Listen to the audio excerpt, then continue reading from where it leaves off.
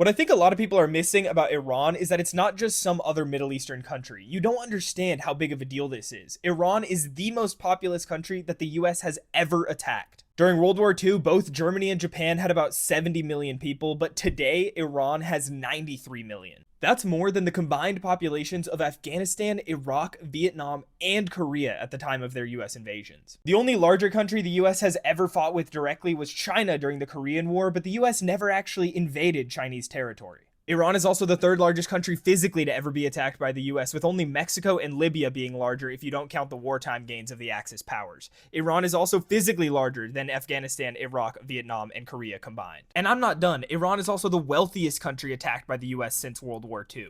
With a GDP that topped out a couple of years ago at about $500 billion US, that's higher than every single country the US has had a major war with since World War II combined. Iran is a gigantic and developed country, and while nailing down exact GDP figures for countries during the world wars is tricky, Iran is definitely one of, if not the single most economically developed places that the US has ever attacked. As far as what this means for you, you shouldn't think of Iran as another Iraq or Serbia or even a Venezuela. No, it's much more accurate to think of it as being on par with a country like Mexico. But most US residents don't really think about Iran at all, it seems, considering that less than a third of them can correctly place it on a map. Thanks for watching.